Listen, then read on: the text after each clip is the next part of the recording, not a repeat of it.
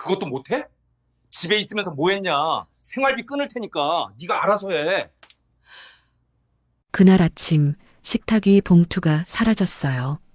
남편은 말없이 서랍에 넣어버렸고 저는 그 빈자리만 멍하니 보고 있었습니다. 저는 그날 끝내 한 가지를 말하지 못했어요.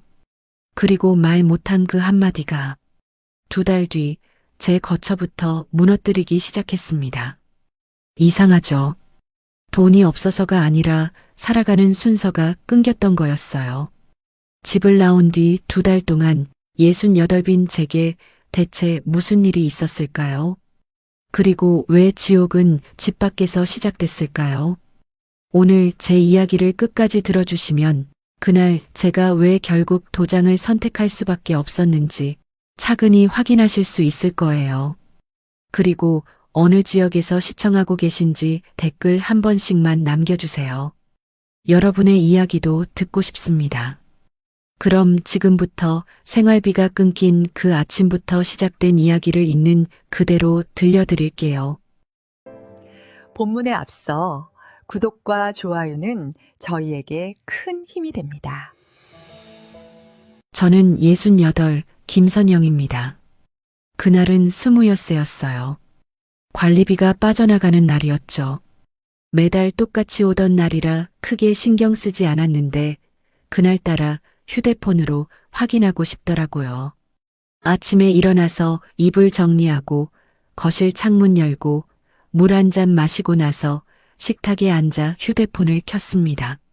화면이 켜지는 동안 저는 약통을 보고 있었어요. 월요일 칸이 비어 있었고 화요일 칸도 열려 있었죠. 앱을 눌렀는데 로그인 화면이 떴습니다.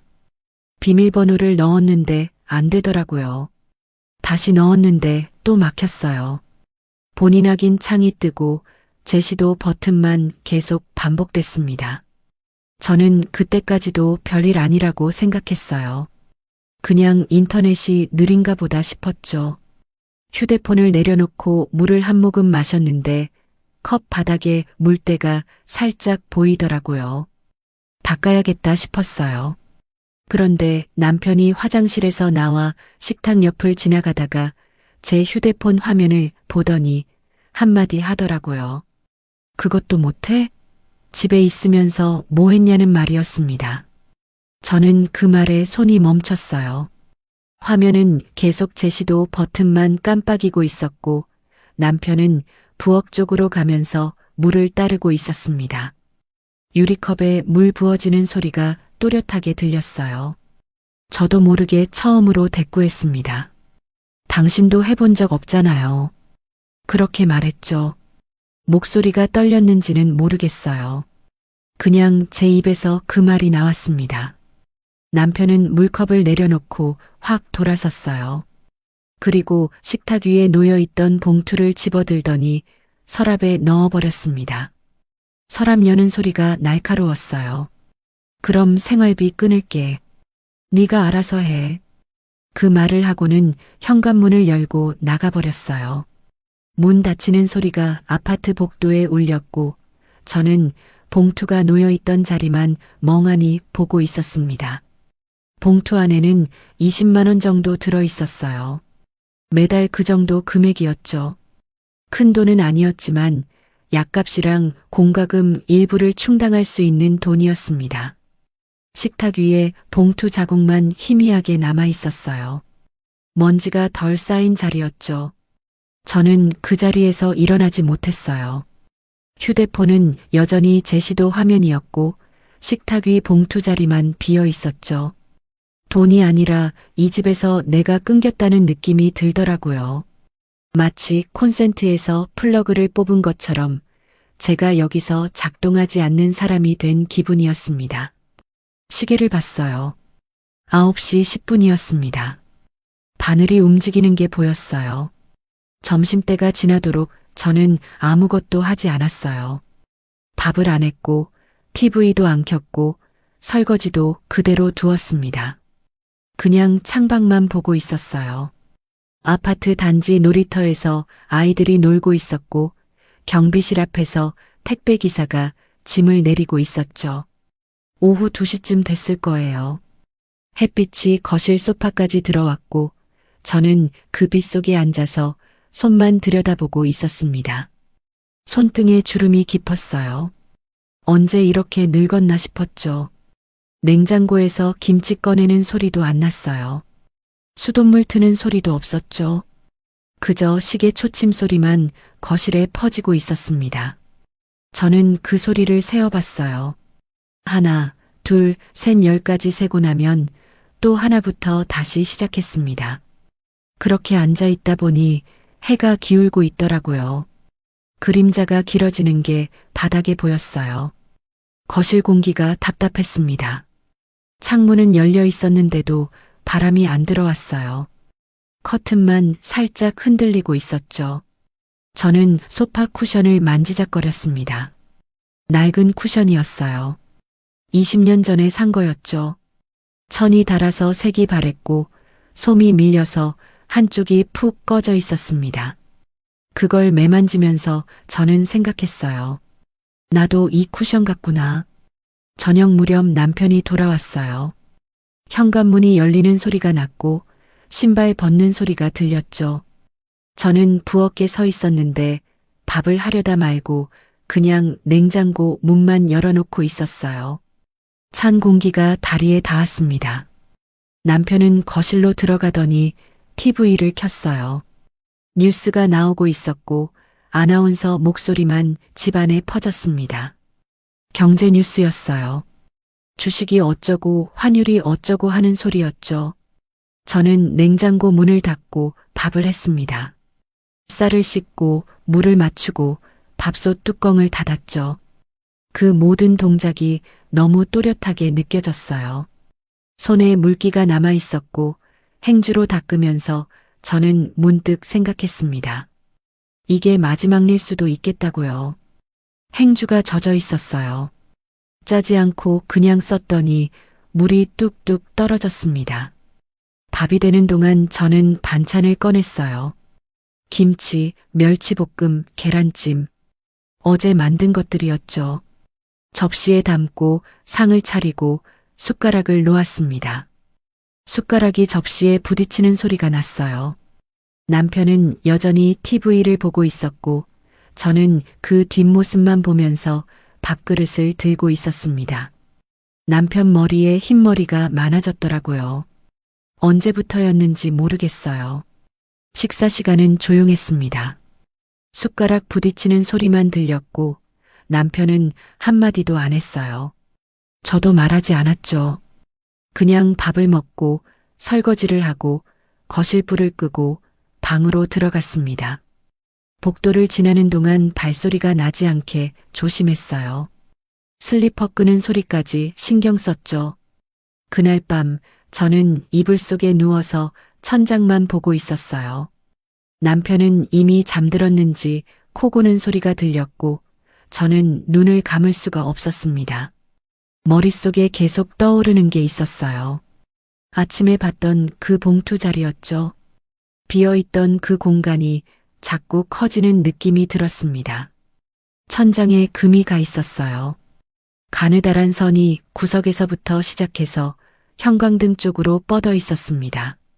저는 일어나서 거실로 나갔어요. 불을 켜지 않고 그냥 어둠 속에서 식탁 앞에 앉았죠. 봉투가 있던 자리를 손으로 만져봤습니다. 아무것도 없었어요. 그 순간 제 안에서 뭔가가 무너지는 것 같았습니다. 가슴이 텅 빈 느낌이었어요. 숨을 쉬는데도 공기가 안 차는 것 같았죠. 창밖을 봤습니다. 아파트 단지에 불빛이 몇 개 켜져 있었어요. 새벽 1시가 넘었는데도 불 켜진 집이 있더라고요. 저만 잠 못 자는 게 아니구나 싶었습니다. 그런데 이상했어요. 그 생각이 위로가 안 됐어요. 오히려 더 쓸쓸했습니다. 저는 식탁에 팔을 괴고 앉아 있었어요. 시계 소리만 들렸습니다. 째깍째깍 규칙적인 소리였어요. 그 소리를 듣고 있으니까 눈물이 났습니다. 왜 우는지 몰랐어요. 그냥 눈물만 흘렀죠. 소리 안 냈어요. 어둠 속에서 혼자 울었습니다. 한참 있다가 방으로 돌아왔어요. 남편은 여전히 자고 있었고 저는 조용히 이불 속으로 들어갔습니다. 이불이 차가웠어요. 몸을 웅크렸는데도 따뜻해지지 않았죠. 저는 그날 밤 남편에게 한마디를 하려다 끝내 못했어요. 생활비가 없어서가 아니라 생활의 순서가 꼬였어요. 다음 날 아침 저는 평소처럼 일어났습니다. 6시 반에 눈이 떠지고 세수하고 물 끓이고 약 챙겨 먹는 순서였죠. 그런데 약통을 열려는데 손이 멈췄어요.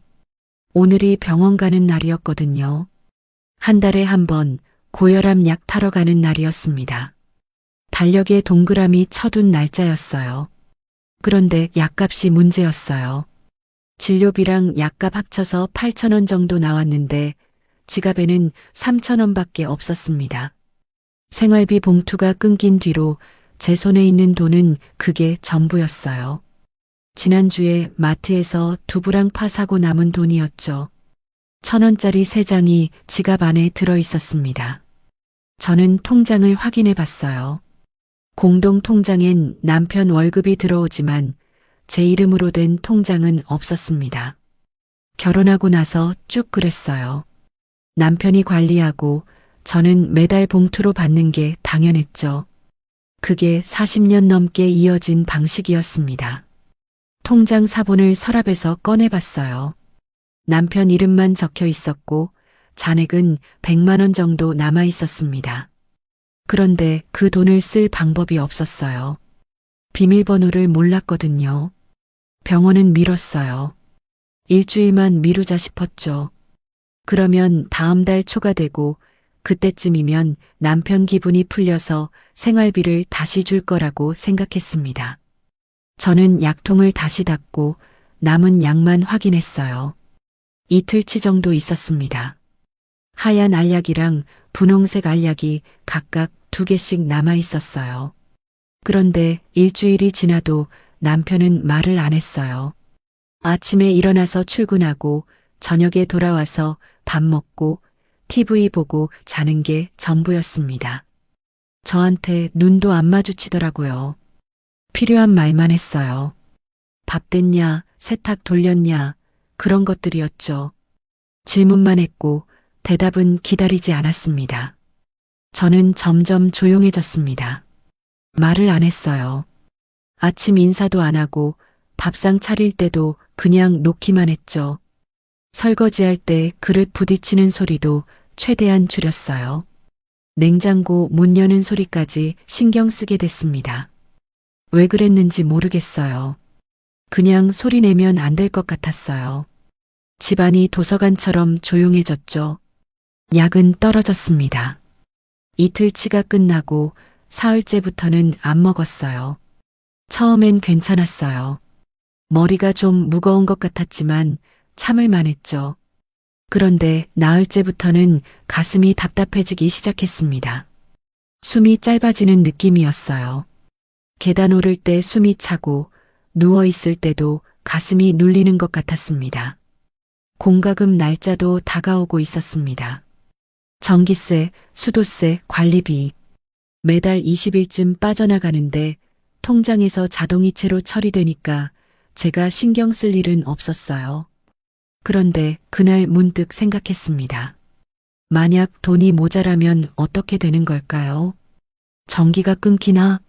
물이 안 나오나? 상상이 안 됐어요. 저는 공과금 고지서를 꺼내봤어요. 서랍 안에 차곡차곡 쌓여 있었죠. 지난달 것, 지지난달 것, 그 전 것들까지 전부 남편 이름으로 돼 있었습니다. 저는 한 번도 이 종이들을 직접 처리해 본 적이 없었어요.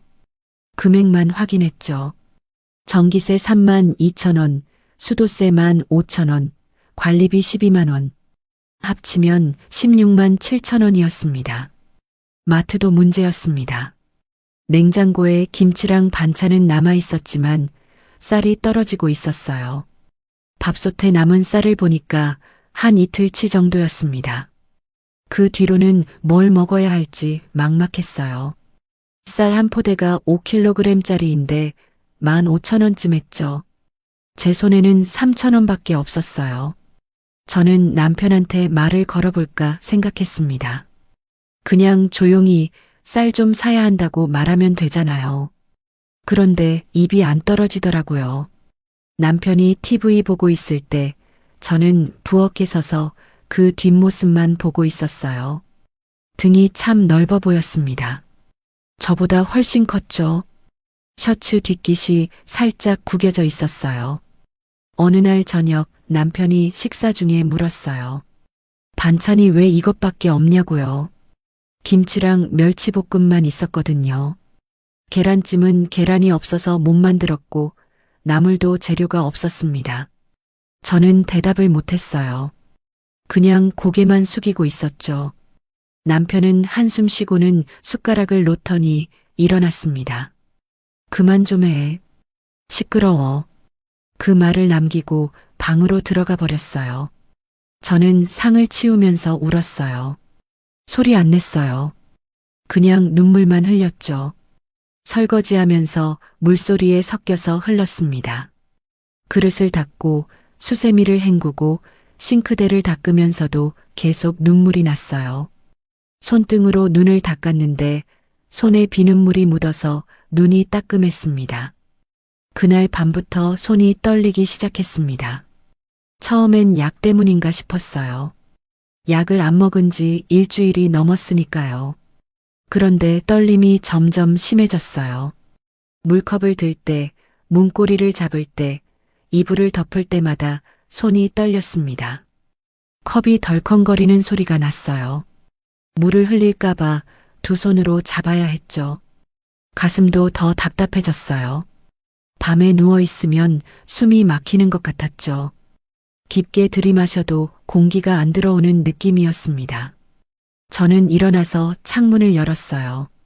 찬바람이 들어왔고 커튼이 흔들렸죠. 그 바람 속에 서서 한참 숨을 쉬었습니다. 밤 공기가 차가웠어요. 피부에 닿으면 소름이 돋았습니다. 다음 날 아침 저는 거울을 봤어요. 얼굴이 많이 부어 있었습니다. 눈꺼풀도 무겁고 입술색도 어두웠어요. 손으로 얼굴을 만져보니까 차가웠습니다. 이상하게 제 얼굴이 낯설더라고요. 이게 내 얼굴이 맞나 싶었어요. 거울 속 사람이 저를 보고 있었는데 그 사람이 누군지 모르겠었습니다. 그 무렵부터 밥맛이 없어졌습니다. 먹어도 넘어가질 않았어요. 억지로 삼켰는데 속이 더부룩하고 답답했죠. 저는 밥을 반만 먹고 나머지는 싱크대에 버렸어요. 남편 몰래요. 물을 틀어서 밥알이 흘러가는 걸 보면서 죄책감이 들었습니다. 쌀이 없는데 버리고 있다니. 냉장고를 열 때마다 한숨이 나왔어요. 김치통만 덩그러니 있었고 반찬통은 텅 비어 있었습니다. 계란 한 판이 있었는데 그것도 3개밖에 안 남았어요. 우유는 며칠 전에 떨어졌고 두부도 없었죠. 냉동실엔 얼린 반찬 몇 개가 있었는데 언제 만든 건지 기억도 안 났습니다. 장을 봐야 하는데 돈이 없었어요. 마트 전단지를 봤습니다. 계란 한 판에 4,000원, 두부 한 모에 2,000원, 시금치 한 단에 1,500원. 다 합치면 제 손에 있는 돈으론 계란 한 판도 못 샀어요. 전단지를 접어서 서랍에 넣었습니다. 어느 날부터 손이 떨리고 가슴이 답답해졌어요. 결국 병원에 혼자 갔습니다.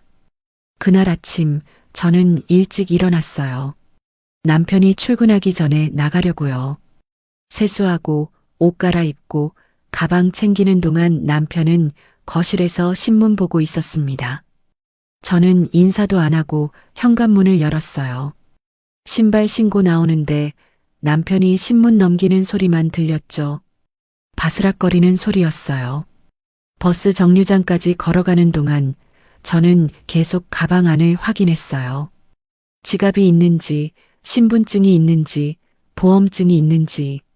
손이 떨려서 지퍼를 여닫는 게 힘들었습니다. 버스가 왔고 저는 뒷자리에 앉았어요. 창밖을 보면서 가슴을 쓸어내렸죠.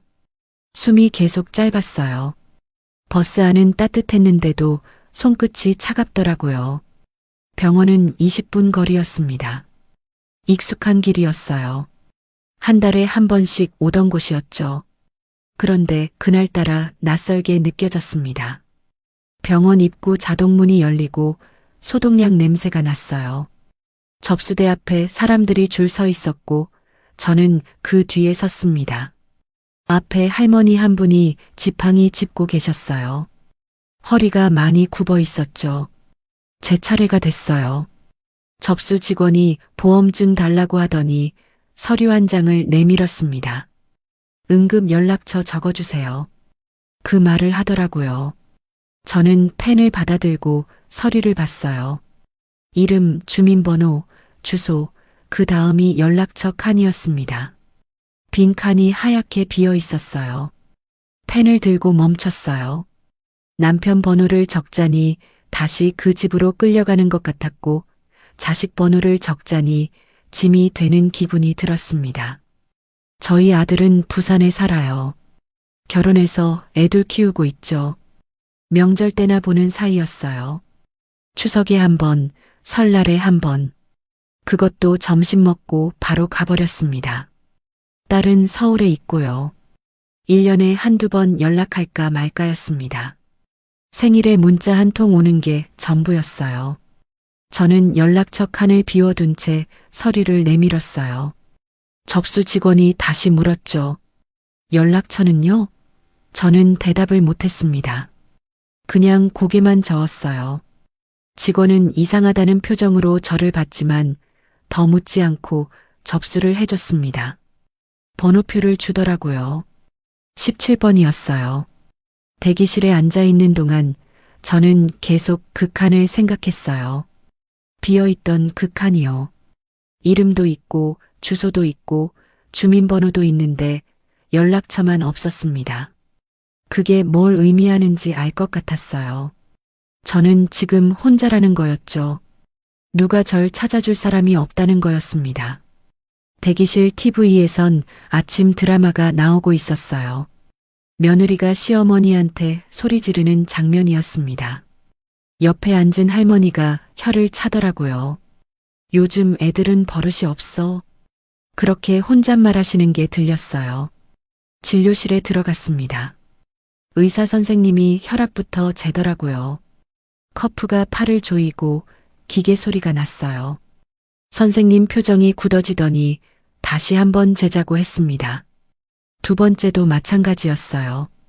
혈압이 높다고 했죠. 160에 100이라고 하더라고요. 약은 언제부터 안 드셨어요? 선생님이 물었습니다. 저는 솔직하게 대답했어요. 2주쯤요.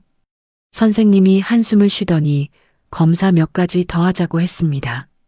체열하고 심전도 찍고 엑스레이도 찍었어요. 1시간쯤 걸렸습니다. 체열할 때 바늘이 들어가는 게 아팠어요. 찌릿한 느낌이 팔을 타고 올라왔죠. 다시 진료실에 들어갔을 때 선생님 표정이 심각했어요. 혈압이 높고 스트레스가 심해요. 이대로면 쓰러질 수 있어요. 그렇게 말하더라고요. 약은 꼭 드셔야 하고 스트레스 원인을 찾아서 해결하셔야 한다고 했습니다. 선생님 목소리가 단호했어요. 저는 고개만 끄덕였어요. 선생님 말이 귓가에 맴돌았지만 잘 들리지 않았습니다. 그냥 입술만 움직이는 것 같았어요. 처방전을 받아들고 나왔을 때 손이 더 심하게 떨리고 있었습니다. 처방전 종이가 바들바들 떨렸어요. 약국에서 약을 탔어요. 약사가 복용법 설명하는 동안 저는 그냥 봉투만 보고 있었습니다. 하루 2번, 아침 저녁 식후요. 그 말이 들렸지만 제 머릿속엔 다른 생각이 가득했어요. 이 약값을 어떻게 내지? 약봉투를 보니까 알약이 꽉 차 있었어요. 계산대 앞에 섰을 때 약사가 금액을 말했습니다. 12,000원이요. 저는 지갑을 열었어요. 안에 10,000원짜리 한 장이 전부였습니다. 2,000원이 모자랐죠. 저는 동전 주머니를 뒤졌어요. 100원짜리 몇 개, 500원짜리 2개. 모아봐도 1,500원이었습니다. 동전을 세는 손이 떨렸어요. 저는 약사한테 말했어요. 500원 모자라는데 다음에 드릴게요. 약사는 난처한 표정을 지었지만 그냥 약을 줬습니다. 다음에 오실 때 주시면 돼요. 그 말을 듣고 저는 고개 숙여 인사하고 나왔어요. 귀가 뜨거웠습니다. 병원 앞 벤치에 앉았습니다. 약 봉투를 무릎에 올려놓고 한참 그걸 보고 있었어요. 하얀 봉투였고 안에 약이 6통 들어 있었습니다. 2주치였죠. 그 봉투가 무겁게 느껴졌어요. 손에 들고 있는 게 힘들었습니다. 벤치 옆에 비둘기 몇 마리가 돌아다니고 있었어요. 누가 빵 부스러기를 뿌린 모양이었죠. 비둘기들이 쪼아먹고 있었습니다. 저는 그걸 보면서 생각했어요. 나도 저 비둘기랑 다를 게 뭐가 있나? 그날 집에 돌아와서 저는 약을 먹지 않았습니다. 봉투째 서랍 깊숙이 넣어뒀어요. 왜 그랬는지 모르겠어요. 그냥 먹으면 안 될 것 같았습니다. 이 약을 먹으면 다시 그 집에, 그 생활에 묶이는 것 같았어요. 서랍을 닫는 소리가 작게 났습니다. 그날 저녁 남편은 평소처럼 돌아왔습니다. 저는 밥을 차려놨고 남편은 말없이 먹었어요. 저도 마주 앉아서 먹었죠. 그런데 밥이 안 넘어갔어요. 목에 뭔가 걸린 것 같았습니다. 억지로 삼켰는데 속이 메스꺼웠어요. 식사가 끝나고 설거지를 하는데 갑자기 눈물이 났어요. 이유도 없이 그냥 났습니다. 수도꼭지에서 물이 나오고 그릇에 물이 튀고 저는 그 소리를 들으면서 울었어요. 소리 안 냈어요. 어깨만 떨렸죠. 거품이 손에 묻어서 눈을 닦을 수도 없었습니다. 그날 밤 버스 안에서 생각했던 게 다시 떠올랐습니다. 선생님이 했던 말이요. 이대로면 쓰러질 수 있어요. 그 말이 이상하게 무섭지 않았어요. 오히려 이건 참을 일이 아니구나 싶었습니다. 쓰러지는 게 나을 수도 있겠다는 생각까지 들었어요. 저는 달력을 펼쳤어요. 오늘 날짜에 동그라미 쳤습니다. 그리고 2달 뒤 날짜에도 동그라미를 쳤어요. 펜을 들고 있는데 손이 떨렸지만 선은 또렷했습니다. 빨간 볼펜이었어요. 동그라미가 선명하게 그려졌죠. 저는 그날 버스에서 딱 2달이라는 기간을 정했습니다. 저는 큰 소리 안 냈어요. 울지도 않았고요. 2달이라는 기간을 정하고 나니까 해야 할 일들이 보이기 시작했습니다. 첫 번째는 짐이었어요. 뭘 가져가야 할지 생각해 봤죠. 옷, 약, 세면도구. 그것만 있으면 될 것 같았습니다. 캐리어를 꺼냈어요. 옷장 위에 올려둔 작은 캐리어였죠. 먼지가 쌓여 있었습니다. 캐리어를 닦으면서 저는 계획을 세웠어요. 남편이 출근한 뒤에 나가야겠다고 생각했죠. 아침 8시쯤 집을 나서면 남편이 저녁까지 모를 거였습니다. 그 시간이면 충분했어요. 어디로 갈지는 정하지 못했지만 일단 나가야 한다는 것만 확실했습니다. 며칠 동안 저는 조금씩 준비했어요. 옷을 한 벌씩 꺼내서 캐리어에 넣었습니다. 남편 몰래요. 남편이 TV 볼 때 제가 빨래 정리하는 척하면서 옷을 골랐죠. 두꺼운 옷 2벌, 얇은 옷 3벌, 속옷 5벌. 더 가져가고 싶었지만 캐리어가 작아서 그것만 넣었습니다. 약도 챙겼어요. 서랍에 넣어뒀던 약 봉투를 꺼냈습니다. 2주치가 그대로 있었어요. 한 번도 안 먹었거든요. 그 봉투를 캐리어 옆 주머니에 넣었죠. 세면도구는 마지막 날 아침에 챙기기로 했습니다. 그런데 돈이 문제였어요. 제 손에 남은 돈은 1,000원밖에 없었습니다. 어디 가서 2달을 어떻게 버티나 싶었죠. 저는 집 안을 뒤졌어요. 서랍마다 열어보고 옷장 구석도 확인했습니다. 예전에 모아둔 돈이 있을까 싶어서요. 그런데 아무것도 없었어요. 동전 몇 개만 나왔습니다. 남편 지갑을 볼까 생각했어요. 그런데 그건 못하겠더라고요. 그냥 그건 아닌 것 같았습니다. 도둑질하는 기분이 들었어요. 저는 그 생각을 접었습니다. 대신 은행에 가기로 했어요. 공동 통장 비밀번호는 몰랐지만 창구에 가면 방법이 있을 거라고 생각했죠. 신분증 보여주고 사정 이야기하면 돈을 좀 찾을 수 있지 않을까? 그렇게 생각했습니다. 그날 밤 저는 남편 옆에 누워서 천장을 보고 있었어요. 남편은 코를 골고 있었고 저는 잠이 안 왔습니다. 내일이면 나간다는 생각을 하니까 가슴이 두근거렸어요. 무섭기도 하고 기대되기도 하고 이상한 기분이었습니다. 다음 날 아침 저는 평소처럼 일어났어요. 6시 반에 일어나서 세수하고 밥 차리고 남편 출근 준비를 챙겼습니다. 남편은 아침 먹고 현관으로 갔어요. 신발 신으면서 저를 한번 봤습니다. 그냥 스쳐 지나가는 눈빛이었어요. 문이 닫히는 소리가 났고 저는 그 자리에 서서 숨을 내쉬었습니다. 캐리어를 꺼냈어요. 세면도구를 넣고 지갑을 확인하고 신분증을 챙겼습니다. 거울을 봤죠. 제 얼굴이 창백했어요. 입술에 색이 없었고 눈밑이 거뭇했습니다. 손으로 뺨을 한번 쓸어내리고 현관으로 나왔습니다. 신발을 신으려는데 손이 멈췄어요. 문득 이 집에 다시 못 올 수도 있겠다는 생각이 들었습니다. 저는 거실을 한번 돌아봤어요. 소파, 식탁, TV, 창문. 40년 넘게 살던 곳이었죠. 그런데 이상하게 아무 감정도 안 들더라고요. 그냥 남의 집 같았습니다. 현관문을 열었어요. 복도가 조용했습니다. 캐리어 바퀴 소리만 덜컹덜컹 났죠. 엘리베이터를 탔고 1층으로 내려갔습니다. 로비를 지나는데 경비 아저씨가 인사했어요. 어디 가세요?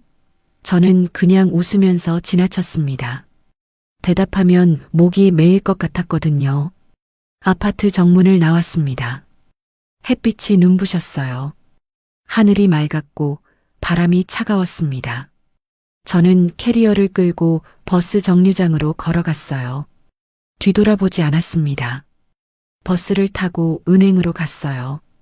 은행 문을 열고 들어가니까 사람들이 번호표 뽑고 기다리고 있었습니다. 저도 번호표를 뽑았어요. 32번이었죠. 의자에 앉아서 기다렸습니다. 제 차례가 됐을 때 저는 창구 직원한테 사정을 이야기했어요. 통장은 남편 이름인데 비밀번호를 모른다고요.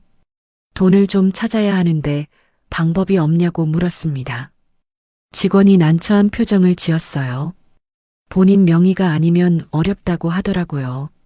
남편분이 직접 오시거나 위임장이 필요하다고 했습니다. 저는 다시 물었어요. 다른 방법은 없냐고요. 직원이 잠깐 기다려달라고 하더니 안쪽으로 들어갔습니다. 한참 뒤에 나와서는 남편한테 전화해서 확인받으면 된다고 했어요. 그러면 임시로 돈을 찾아줄 수 있다고요. 저는 고개를 저었습니다. 전화는 안 된다고 했어요. 직원이 미안하다는 표정을 지었지만 규정이라며 어쩔 수 없다고 했습니다. 저는 일어났어요. 감사하다고 인사하고 은행을 나왔습니다. 길에 서서 한참 생각했어요. 이제 어떻게 하지? 돈도 없는데 어디로 가야 하지? 머릿속이 복잡했습니다. 그때 문득 동사무소가 떠올랐어요. 거기 가면 뭔가 방법이 있지 않을까? 상담 같은 거라도 받을 수 있지 않을까 싶었습니다. 동사무소로 갔어요. 민원실에 들어가니까 창구가 여러 개 있었습니다. 복지 상담 창구를 찾아서 그쪽으로 갔어요. 젊은 여자 직원이 앉아 있었습니다. 저는 조용히 말했어요. 집을 나왔는데 갈 곳이 없다고요. 돈도 없고 2달 정도만 지낼 곳이 필요하다고 했습니다. 직원이 자세히 물어보더라고요. 왜 집을 나왔냐고, 가족은 없냐고, 폭력이나 학대는 없었냐고요. 저는 대답했어요. 남편이랑 사이가 안 좋아서 나왔다고요. 때리거나 그런 건 없었다고 했습니다. 그냥 살 수가 없어서 나왔다고요. 직원이 고개를 끄덕이더니 컴퓨터를 두드렸습니다. 한참 뒤에 직원이 말했어요. 단기 거처 지원이 있다고요. 신청하면 심사를 거쳐서 일주일에서 한 달 정도 지낼 수 있는 곳을 연결해 준다고 했습니다. 하지만 대기가 길 수 있다고, 지금 당장은 어렵다고 하더라고요. 저는 물었어요.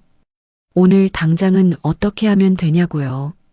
직원이 미안하다는 표정으로 임시로 갈 수 있는 쉼터 전화번호를 적어줬습니다. 거기 전화해서 사정 이야기하면 도움을 받을 수 있을 거라고 했어요. 종이를 받아들고 나왔습니다. 전화번호가 적혀 있었어요. 저는 공중전화를 찾았습니다. 요즘엔 공중전화가 별로 없더라고요. 한참 걸어서 찾았어요. 동전을 넣고 전화를 걸었습니다. 벨이 몇 번 울리고 누군가 받았어요. 여자 목소리였습니다. 저는 떨리는 목소리로 사정을 이야기했어요. 집을 나왔는데 갈 곳이 없다고, 도와줄 수 있냐고요. 상대방이 몇 가지 물어봤습니다. 나이, 주소, 상황. 저는 대답했어요. 그러고 나니까 오늘 저녁부터 이틀 정도는 가능하다고 하더라고요. 주소를 알려줬습니다. 적어 내려갔어요. 전화를 끊고 저는 그 주소를 보며 택시를 잡았습니다. 택시비가 나갈 텐데 손에 1,000원밖에 없었어요. 그런데 어쩔 수 없었습니다. 기사님한테 사정 이야기하면 이해해 주실 거라고 생각했죠. 택시를 타고 주소를 말했어요. 기사님이 내비게이션을 켰고 차가 출발했습니다. 20분쯤 걸린다고 하더라고요. 저는 창밖을 보면서 생각했어요. 이게 맞는 건가? 내가 지금 뭘 하고 있는 건가? 목적지에 도착했어요. 낡은 건물이었습니다. 2층짜리 건물이었고 간판도 없었어요. 기사님이 요금을 말했습니다. 6,000원이요. 저는 지갑을 열고 1,000원을 꺼냈어요. 그리고 솔직하게 말했습니다. 지금 이것밖에 없다고, 나중에 꼭 드리겠다고요. 기사님이 한숨을 쉬더니 그냥 가라고 했습니다. 1,000원도 받지 않았어요. 힘내시라는 말만 남기고 가버렸습니다. 저는 그 뒷모습을 보면서 고개를 숙여 인사했어요. 건물 문을 열고 들어갔습니다. 복도가 어두웠어요. 1층에 사무실이 있었고 문이 열려 있었습니다. 들어가니까 50대쯤 돼 보이는 여자분이 앉아 계셨어요. 저는 전화한 사람이라고 말했습니다. 여자분이 고개를 끄덕이고 2층으로 안내했어요. 계단을 올라가니까 복도 양쪽에 방문이 여러 개 있었습니다. 제일 끝방을 열어줬어요. 작은 방이었습니다. 2평 정도 됐을까요?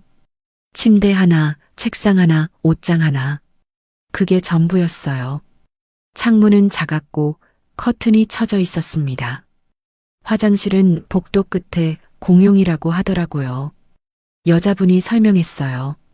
이틀까지만 가능하다고, 그 뒤로는 다른 곳을 알아봐야 한다고요. 식사는 1층 식당에서 제공한다고 했습니다. 저는 고개를 끄덕였어요. 감사하다고 여러 번 말했습니다. 문이 닫히고 저는 혼자 남았어요. 캐리어를 침대 옆에 내려놓고 침대에 앉았습니다. 스프링이 삐걱거렸어요. 방 안이 조용했습니다. 그제야 실감이 났어요.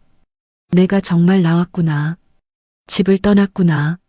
손이 떨렸습니다. 무릎을 꽉 잡았는데도 떨림이 멈추지 않았어요. 그날 저녁 저는 1층 식당에서 밥을 먹었습니다. 국이랑 반찬 몇 가지가 나왔어요. 간단했지만 따뜻했습니다. 저는 천천히 먹었어요. 밥알을 하나하나 씹으면서 생각했습니다. 이제 뭘 해야 하지? 밤이 됐어요. 방으로 돌아와서 침대에 누웠습니다. 낯선 천장이 보였어요. 복도에서 누군가 걸어가는 소리가 들렸고 문 여닫는 소리가 났습니다. 저는 눈을 감았어요. 그런데 잠이 안 왔습니다. 남편 생각이 났어요. 지금쯤 집에 돌아갔을 거예요. 밥이 없을 텐데 어떻게 하고 있을까? 제 메모를 봤을까? 화가 났을까? 아니면 그냥 무덤덤할까? 저는 가방에서 메모지를 꺼냈어요. 집에 두고 온 메모의 복사본이었습니다. 거기엔 이렇게 적혀 있었어요. 약은 꼭 드세요. 2달 뒤 연락할게요. 그게 전부였어요. 다른 말은 쓰지 않았습니다. 설명도 변명도 안 했어요.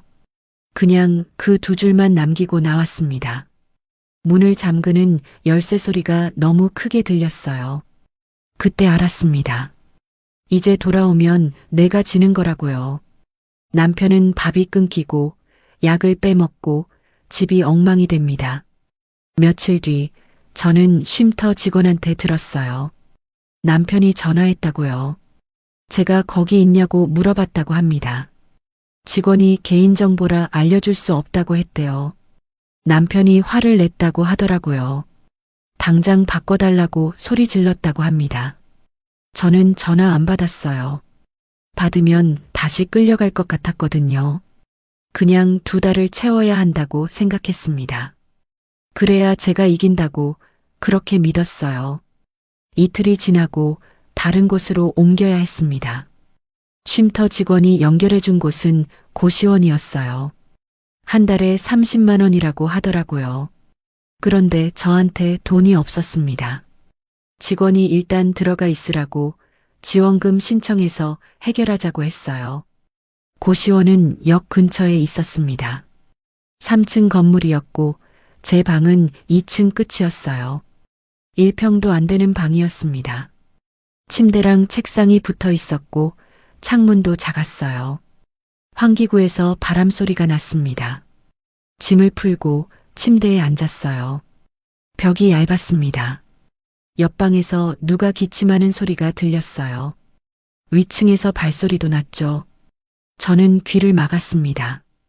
그래도 소리가 들렸어요. 그날 밤부터 잠을 제대로 못 잤습니다. 복도에서 사람 지나가는 소리, 문 여닫는 소리, 누가 전화하는 소리 다 들렸어요. 새벽 2시, 3시까지 뒤척였습니다. 겨우 잠들면 아침이었어요. 밥도 문제였습니다. 고시원에 공용 부엌이 있었는데 라면 끓이는 사람들만 가득했어요. 밥솥도 있었지만 쌀이 없었습니다. 저는 편의점에서 김밥을 샀어요. 1,000원짜리 작은 김밥이었죠. 그게 하루 식사였습니다. 이틀째 되니까 몸이 이상해졌어요. 손발이 차가워지고 어지러웠습니다. 일어나려고 하면 눈앞이 깜깜해졌어요. 약을 안 먹어서 그런가 싶었죠. 그런데 약을 먹으려니 물도 없고 밥도 없었습니다. 공복에 먹으면 안 된다고 했거든요. 셋째 날 저는 동사무소에 다시 갔습니다. 지원금 신청하러요. 직원이 서류를 줬어요. 신청서, 통장 사본, 가족관계 증명서, 필요한 게 많았습니다. 저는 하나하나 체크했어요. 통장이 문제였습니다. 제 명의 통장이 없었거든요. 직원이 새로 만들라고 하더라고요. 은행 가서 만들고 오라고 했습니다. 저는 은행으로 갔어요. 은행에서 통장을 만들었습니다. 신분증 보여주고 서류 쓰고 도장 찍었어요. 새 통장을 받았을 때 손이 떨렸습니다. 제 이름이 적힌 통장이었어요. 처음이었습니다. 결혼하고 40년 만에 처음 제 명의 통장을 가졌어요. 통장을 들고 동사무소로 돌아왔습니다. 서류를 냈어요. 직원이 확인하더니 일주일 정도 걸린다고 했습니다. 심사를 거쳐야 한다고요. 저는 고개를 끄덕였어요. 일주일을 어떻게 버티지? 고시원으로 돌아오는 길에 몸이 휘청했습니다. 길에서 넘어질 뻔했어요. 벤치에 앉아서 숨을 골랐습니다. 가슴이 너무 답답했어요. 공기가 안 들어오는 것 같았죠. 누군가 물어봤습니다. 괜찮으세요? 젊은 남자였어요. 저는 고개를 끄덕이며 괜찮다고 했습니다. 남자가 물 한 병을 건네주더라고요. 마시라고요. 저는 받아서 마셨어요. 물이 목으로 넘어가는데 눈물이 났습니다. 고시원에 도착해서 방문을 열었어요. 좁은 방이 저를 기다리고 있었습니다. 침대에 누웠어요. 천장을 보는데 균열이 가 있었습니다. 금이 거미줄처럼 퍼져 있었어요. 저는 생각했습니다. 나왔는데 왜 더 불안하지? 집에 있을 때보다 더 힘든 거예요. 돈도 없고 밥도 제대로 못 먹고 잠도 못 자고 이게 자유인가 싶었습니다. 며칠이 더 지났어요. 일주일째 되는 날 저는 몸이 너무 안 좋아서 병원에 갔습니다. 응급실이었어요. 가슴이 너무 아파서 걸을 수가 없었거든요. 의사가 검사하더니 혈압이 위험 수준이라고 했습니다. 당장 입원해야 한다고요. 저는 돈이 없다고 말했어요. 의사가 난처한 표정을 지었지만 일단 처치는 해줬습니다. 링거를 맞고 약을 먹고 몇 시간 누워 있었어요. 퇴원할 때 계산서를 받았습니다. 10만 원이 넘었어요. 저는 카드도 없고 현금도 없었습니다. 직원한테 사정을 이야기했어요. 나중에 꼭 내겠다고, 지금은 돈이 없다고요. 직원이 뭐라 말했지만 결국 나중에 내라고 했습니다. 저는 고개 숙여 인사하고 나왔어요. 병원비까지 밀렸습니다. 고시원으로 돌아오는 길에 문득 남편 생각이 났어요. 남편도 지금 힘들까? 밥은 먹고 다니나? 약은 챙겨 먹나? 궁금했습니다. 그런데 전화할 수가 없었어요. 전화하면 지는 거니까요. 2주째 되던 날 동사무소에서 연락이 왔습니다. 지원금이 나왔다고요. 40만 원이었어요. 저는 은행에 가서 돈을 찾았습니다. 통장에 돈이 들어온 걸 확인했을 때 안도했어요. 이제 고시원비를 낼 수 있었습니다. 그런데 40만 원으론 부족했어요. 고시원비 30만 원 내고 나면 10만 원밖에 안 남았습니다. 병원비는 어떻게 내고 밥은 어떻게 먹고 약은 어떻게 사지? 계산이 안 됐어요. 저는 고시원비만 냈습니다. 한 달치요. 나머지 10만 원으로 한 달을 버텨야 했어요.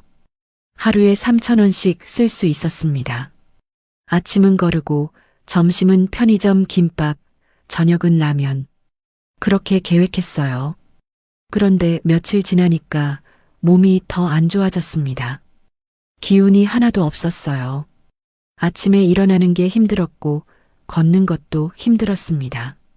방 안에만 있었어요. 침대에 누워서 천장만 봤죠. 옆방에서 누가 전화하는 소리가 들렸습니다. 엄마한테 전화하는 것 같았어요. 엄마 나 밥 먹었어. 걱정하지 마. 그런 소리가 들렸죠.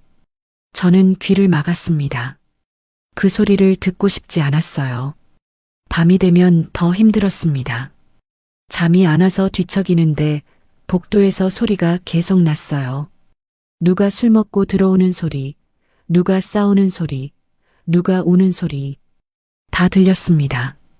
한 달이 지나갈 무렵 저는 한계에 다다랐어요. 돈도 떨어지고 몸도 안 좋고 정신도 이상해지는 것 같았습니다. 거울을 보면 제 얼굴이 아닌 것 같았어요. 누가 보면 노숙자인 줄 알 거예요. 그러던 어느 날 남편한테 전화가 왔습니다. 휴대폰이 울렸어요. 남편 이름이 화면에 떴습니다. 저는 한참 쳐다봤어요. 받을까 말까? 손이 떨렸습니다. 결국 받았어요. 여보세요. 그렇게 말했죠. 남편 목소리가 들렸습니다. 화가 섞인 목소리였어요. 이럴 거면 그냥 이혼하자. 그 말을 하더라고요. 저는 숨이 멎는 줄 알았습니다. 이혼. 그 단어가 귓가에 맴돌았어요. 남편이 계속 말했습니다. 이렇게 사는 게 무슨 의미가 있냐고, 그냥 끝내자고요. 저는 아무 말도 못했어요. 전화기만 쥐고 있었습니다. 남편이 기다리고 있었어요. 대답을 요구하는 침묵이었죠. 그러다 남편 전화가 옵니다. 화가 섞인 목소리로 마지막 말을 던져요. 이럴 거면 그냥 이혼하자. 남편은 제가 울면서 매달릴 거라 생각했겠죠. 전화기 너머로 남편 숨소리가 들렸어요. 거칠게 내쉬는 숨이었습니다. 화가 났는지 지쳤는지 알 수 없었어요. 저는 침대 끝에 앉아서 창밖을 보고 있었습니다. 밖엔 비가 내리고 있었어요. 그런데 저는 그 말이 이상하게 끝처럼 들리지 않았어요. 오히려 문이 열리는 소리처럼 느껴졌습니다. 이혼이라는 단어가 무섭지 않았어요. 그냥 당연한 것 같았죠. 저는 짧게 말합니다. 알겠어요. 그 말만 하고 전화를 끊었어요. 남편이 뭐라 말하려는 것 같았지만 듣지 않았습니다. 화면이 꺼졌고 방 안이 조용해졌어요. 저는 휴대폰을 내려놓고 손을 봤습니다. 떨리지 않았어요. 처음이었습니다. 한 달 넘게 계속 떨리던 손이 그날은 떨리지 않았어요. 그리고 그 뒤부터는 감정이 아니라 절차가 움직입니다. 다음 날 저는 구청에 갔어요. 민원실에서 이혼 상담을 신청했습니다. 상담사가 나왔고 제 이야기를 들었어요. 남편이 이혼하자고 했다고 저도 동의한다고 말했습니다. 상담사가 물었어요. 협의 이혼이냐고요. 저는 고개를 끄덕였습니다. 싸우고 싶지 않다고 그냥 끝내고 싶다고 했어요. 상담사가 서류를 꺼냈습니다. 협의 이혼 의사 확인 신청서였어요. 서류를 작성했습니다. 이름, 주민번호, 주소, 남편 정보도 적었어요. 이혼 사유는 성격 차이라고 썼습니다. 펜을 쥔 손이 떨리지 않았어요. 또박또박 적어 내려갔습니다. 상담사가 설명했어요. 숙려 기간이 있다고요. 신청하고 한 달 뒤에 다시 와서 확인을 받아야 한다고 했습니다. 그 기간 동안 다시 생각해 보라고요. 저는 알겠다고 했어요. 한 달 뒤에 다시 오겠다고 말했습니다. 서류를 제출하고 나왔어요. 구청 계단을 내려오는데 다리에 힘이 없었습니다. 그런데 이상하게 가벼웠어요. 그날 저녁 저는 고시원 방에 앉아서 달력을 봤습니다.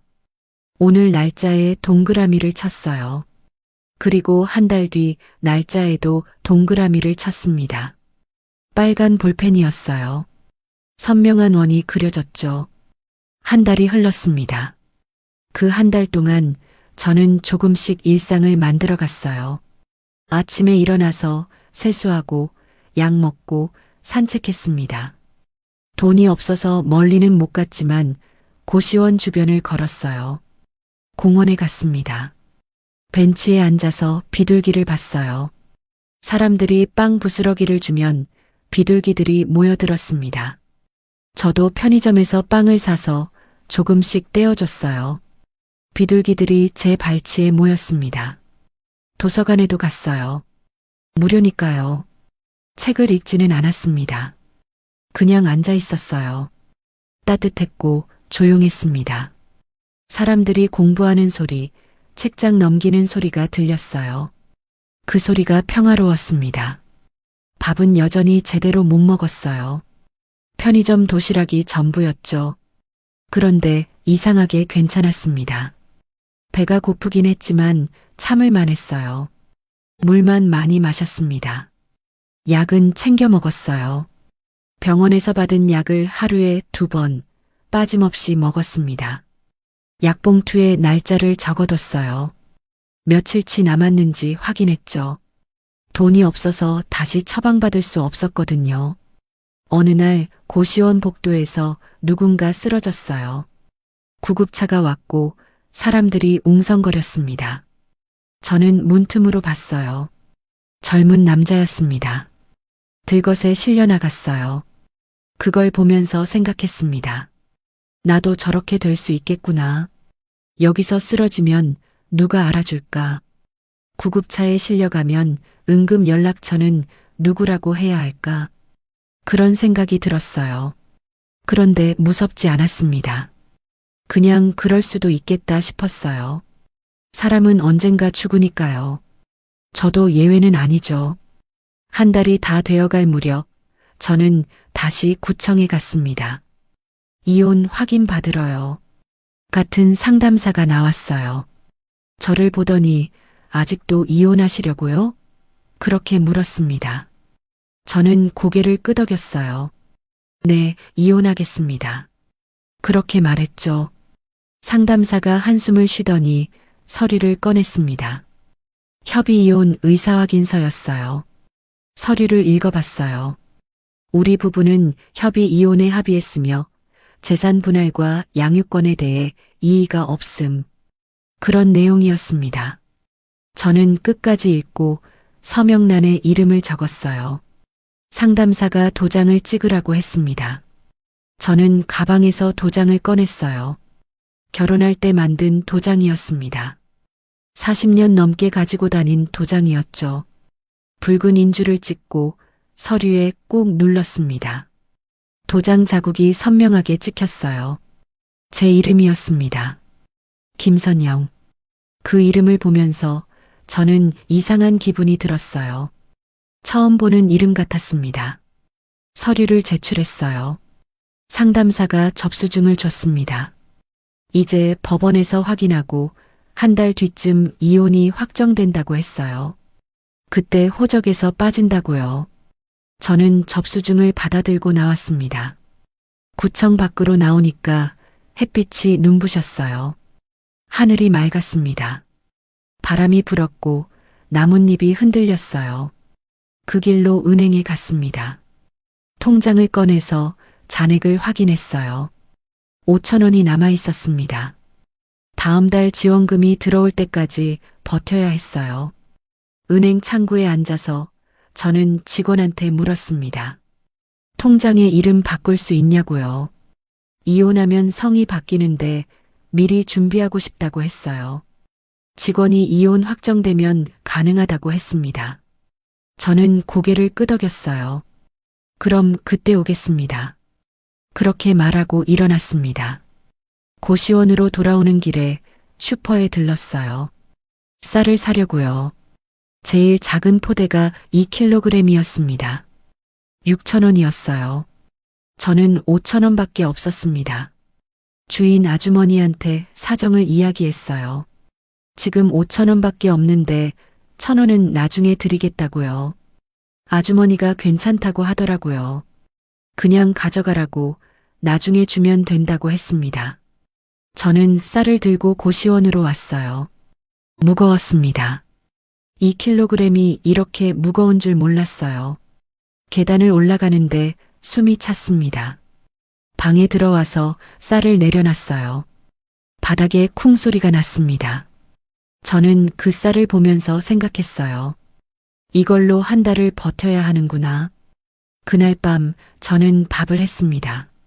고시원 공용 부엌에서요. 쌀을 씻고 물을 맞추고 밥솥에 넣었어요. 밥이 되는 동안 저는 부엌 의자에 앉아 있었습니다. 밥 냄새가 났어요. 고소한 냄새였습니다. 오랜만에 맡는 냄새였어요. 눈물이 났습니다. 왜 우는지 몰랐어요. 그냥 눈물이 흘렀습니다. 밥이 다 됐을 때 저는 그릇에 밥을 담았어요. 김치만 꺼내서 같이 먹었습니다. 반찬은 없었어요. 그런데 괜찮았습니다. 밥이 따뜻했고 김치가 아삭했어요. 천천히 먹었습니다. 밥알을 하나하나 씹으면서 저는 생각했어요. 나 혼자 이 밥을 하고 나 혼자 먹고 있구나. 이게 제 삶이구나. 2달 뒤 저는 깨닫습니다. 법원에서 연락이 왔어요. 이혼이 확정됐다고요. 서류를 가지러 오라고 했습니다. 저는 법원에 갔어요. 창구에서 이혼 확정 증명서를 받았습니다. 서류를 펼쳐봤어요. 우리 부부는 협의 이혼으로 이혼함. 이혼 확정일은 오늘 날짜였습니다. 도장이 찍혀 있었어요. 저는 그 서류를 가방에 넣었습니다. 법원을 나와서 버스를 탔어요. 창밖을 보면서 생각했습니다. 남편이 끄는 건 생활비가 아니라 제가 아내로 존재하던 자리였고, 제가 겪은 지옥은 돈이 아니라 혼자서 생활을 통과해야 하는 현실이었습니다. 버스에서 내려서 고시원으로 걸어갔어요. 슈퍼 앞을 지나갈 때 아주머니가 불렀습니다. 저더러요. 저는 멈춰섰어요. 아주머니가 봉투를 하나 내밀었어요. 김치 담갔는데 드시라고 하더라고요. 저는 받았습니다. 감사하다고 여러 번 말했어요. 고시원에 도착해서 방문을 열었습니다. 좁은 방이었지만 이제 익숙했어요. 침대에 앉아서 봉투를 열었습니다. 김치 냄새가 났어요. 저는 냉장고에 김치를 넣고 가방에서 달력을 꺼냈습니다. 오늘 날짜를 봤어요. 동그라미가 쳐져 있었습니다. 이혼 확정일이었죠. 마지막 회수 장면. 저는 빨간 볼펜을 들고 달력 한 칸에 제 이름을 또박또박 적었습니다. 김선영. 세 글자였어요. 결혼 전 이름이었습니다. 그리고 약통을 꺼냈어요. 아침 약이랑 저녁 약을 손바닥에 올려놨습니다. 물을 마시고 약을 삼켰어요. 목으로 넘어가는 게 느껴졌습니다. 창밖을 봤어요. 해가 지고 있었습니다. 하늘이 주황빛이었고 구름이 천천히 움직이고 있었어요. 저는 그 하늘을 보면서 생각했습니다. 이제는 내가 나를 챙긴다. 그렇게 혼잣말을 했어요. 소리 내지 않았습니다. 그냥 마음속으로만요. 그런데 이상하게 그 말이 크게 들렸습니다. 제 귀에만 들리는 소리였지만 분명했어요. 저는 달력을 덮고 침대에 누웠습니다. 천장을 봤어요. 금이 가 있었지만 무너지진 않았습니다. 그냥 그대로 있었어요. 눈을 감았습니다. 어둠 속에서 저는 숨을 쉬었어요. 들이마시고 내쉬고 그렇게 반복했습니다. 내일도 이렇게 살아야겠다고 생각했어요. 약 먹고 밥 먹고 산책하고 그게 제 하루였습니다. 거창하지 않았어요. 그냥 그렇게 하루하루 살아가는 거였습니다. 잠이 왔습니다. 오랜만에 편안한 잠이었어요. 꿈은 꾸지 않았습니다. 그냥 깊은 어둠 속에서 저는 쉬었어요. 다음 날 아침 알람 소리에 눈을 떴습니다. 6시 반이었어요. 저는 일어나서 세수했습니다. 거울을 봤어요. 제 얼굴이 보였습니다. 예전보다 야위긴 했지만 살아 있었어요. 숨쉬고 있었고 움직이고 있었습니다. 그걸로 충분했어요. 부엌으로 가서 밥을 했습니다. 쌀을 씻고 물을 맞추고 밥솥 뚜껑을 닫았어요. 익숙한 동작이었습니다. 밥이 되는 동안 저는 달력을 펼쳤어요. 오늘 날짜에 동그라미를 쳤습니다. 그리고 적었어요. 약 먹음, 밥 먹음, 산책 예정. 간단한 글씨였지만 제 글씨였습니다. 제가 적은 것이었어요. 누가 시킨 게 아니라 제가 선택한 거였습니다. 밖에 새소리가 들렸어요. 아침이 밝아오고 있었습니다. 저는 창문을 열었어요. 찬 공기가 들어왔고 커튼이 흔들렸습니다. 저는 그 바람을 맞으면서 숨을 깊이 들이마셨습니다. 그리고 천천히 내쉬었어요. 이제는 내가 나를 챙긴다. 그 말을 다시 한번 속으로 되뇌었습니다. 이번엔 더 확실했어요. 떨림도 없었고 의심도 없었습니다. 그냥 사실이었어요. 저는 68 김선영입니다. 그리고 오늘도 저는 살아갑니다.